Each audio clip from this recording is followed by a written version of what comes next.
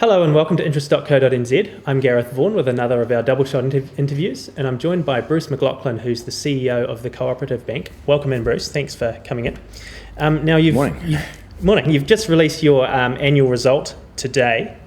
Pretty strong rise in profit, 24% up to 7.1 million.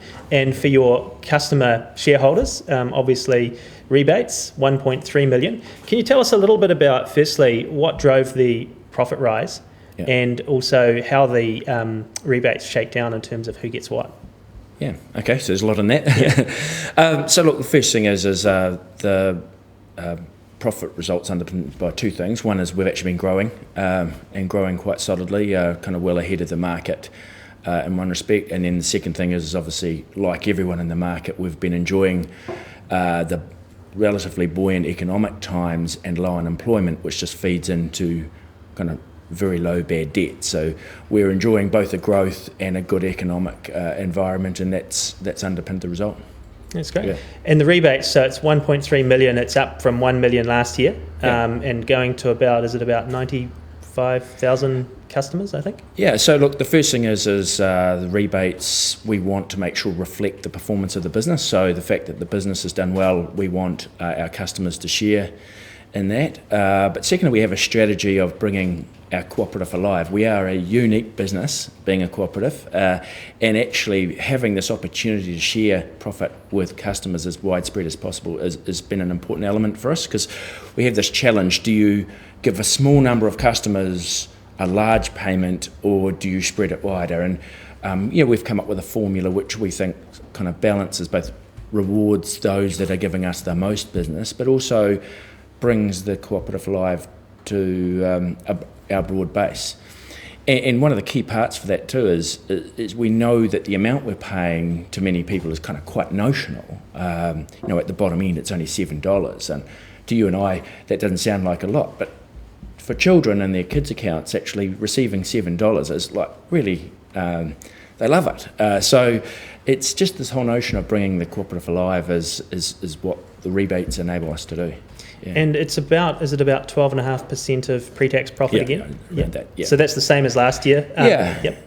And look, because the first thing is you've got to run a bank prudently, and this is a distribution of capital. So we could retain it as retained earnings or share it. So most important thing is that we ensure before we pay rebates that we've got enough capital in the business to sustainably grow the bank for years into the future. And our capital is the highest of all the registered banks, so we have a lot of capital where our earnings are solid, and in that environment the directors are kind of happy to increase the rebate payment. And it's our intention to keep increasing it in future years, but that's obviously directly correlated to how well we do as a bank.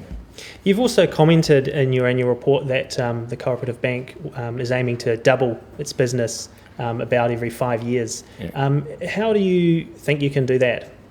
Well, the reason I put that in there is because the first question that normally everyone asks me is, what are your longer term plans? And we just say, when we stand back and look at our business and the size of the business, the size of the market we're in, and our unique position, we say, actually, when you stand back from it, growing our business, doubling it in size for the next 5 years makes sense, and it probably makes sense for the following 5 years as well. So that's kind of a general picture. So that's why we articulate that. How are we doing it? Well, it's pretty clear. We're very clear about the market we're in. We're in retail banking only, mums and dads, providing kind of everyday banking services across the whole of New Zealand, and we're leveraging our unique position, which is our cooperative, and bringing that to life for New Zealanders, and that is in effect what we're doing.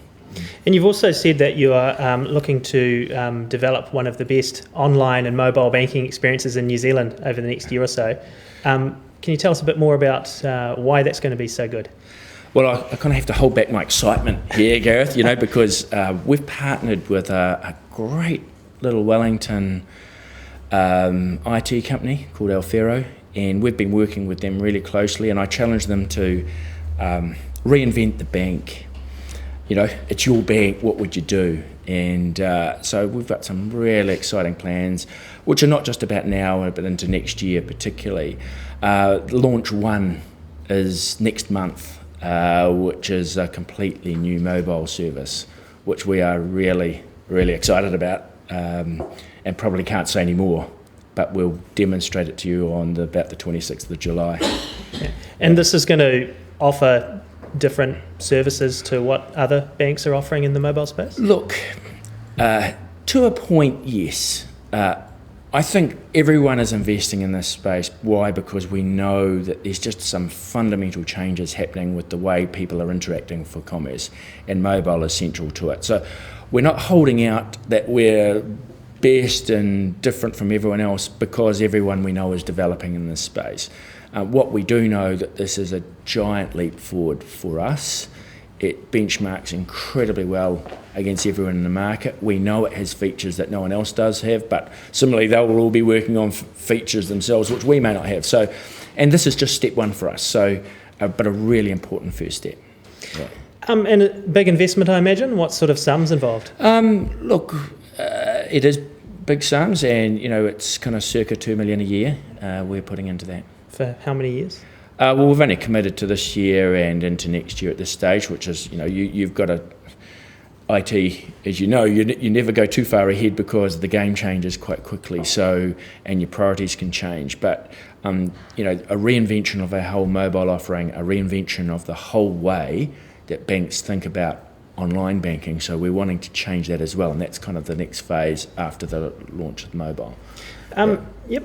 And now the New Zealand Association of Credit Unions recently announced that they want to change their money to Co-op. Change their name to Co-op Money NZ. Now, you obviously aren't happy about that. You told me a few weeks back that it's significantly detrimental to our brand, and we will respond accordingly.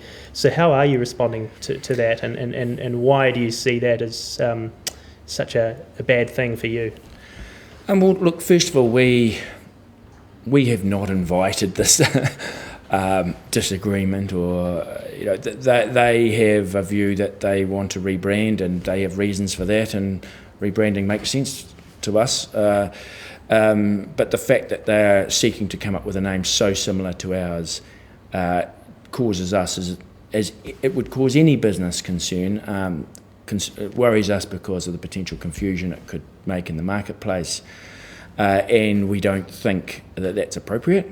We've invested a lot in our brand, and so clearly we're going to do everything we can to protect that as is reasonable. So, I'd rather probably not go into that too much at this stage, except to say, we are intending to defend our position. We had hoped to do it by getting them to see reason, just we don't want to be in court battles.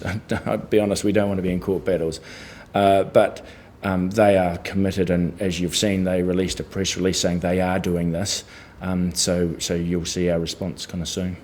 So, is your ultimate expectation, though, that whether you want to or not, you may well end up in court with them? Unfortunately, yes. Yeah. We would love to take whatever opportunity to ensure that didn't happen. That's not what we're about. It's not the way we want to do business. Normally, you just want people to see reason. I think there's plenty of, my personal view is there's plenty of space out there for all of us, and you've just got to carve out your own space and not kind of interfere with others. Really.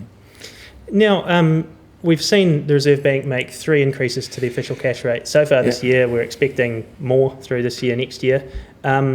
It's obviously still at a historically quite low level, but we're seeing some interesting moves from yourselves and your competitors in terms of what you've been doing with your mortgage rates and deposit rates. Has anything particularly surprised you in how the various banks have reacted thus far, and what are you expecting through the rest of the year? In terms of surprises, I think in the first instance you'd have to say there has been nothing surprising about the Reserve Bank. They have signalled long in advance what their plans are, and it has been very, very predictable what they've done at every stage. The only time the market gets surprised is when they start ignoring what the Reserve Bank said. So it's very, very predictable what the Reserve Bank's done. I think we get confused quite often about what the competitors are doing because their responses seem to change kind of day to day, week to week, month to month. So it's very difficult to understand what the market's doing.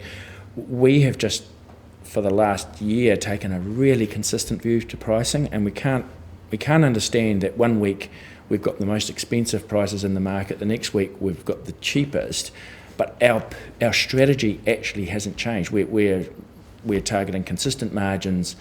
We're trying to be as consistent and as the Reserve Bank and predictable as the Reserve Bank.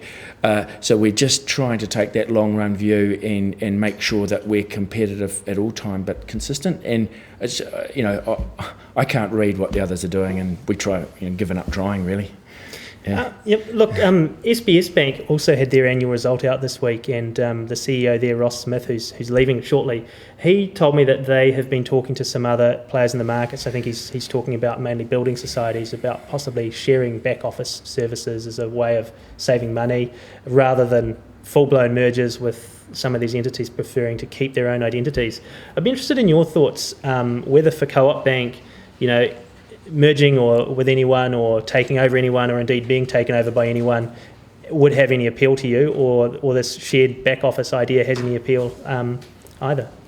So two aspects to that question. In the first instance, yes, it's expensive running a bank. I just say it costs you roughly 50 million to run a bank, and SBS and TSB and ourselves are all kind of 50 million plus, so it is expensive, and it's like the big hurdle, it's the big barrier to entry, I think, to banking is, you've got to write a cheque for 50 million every year just to start.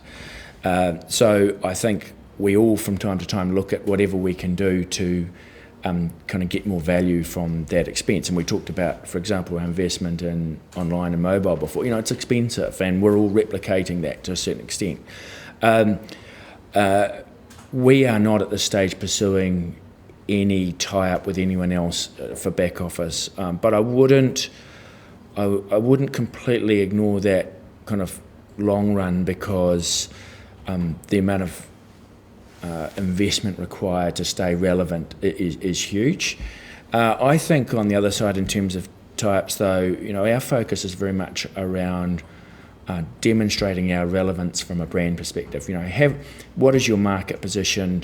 Are you relevant today? Can you grow your business? So we have good, we've made huge inroads in the last year, just demonstrating that we have a genuine position in this market, and we want to grow organically. That is our absolute focus, because as soon as you start thinking about mergers, acquisitions, all those things, it massively detracts from the job at hand, and that is proving your brand is relevant in the market. And so that's our absolute focus.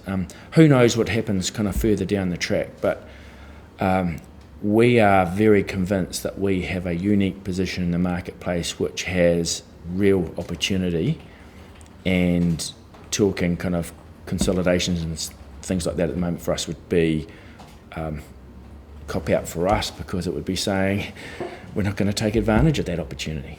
So it's not something that's on your agenda at the moment? No, and I can't see it for the immediate foreseeable future. Well, thanks a lot for that, Bruce. Yeah. That's Bruce McLachlan, who's the CEO of the Cooperative Bank, and I'm Gareth Vaughan at interest.co.nz.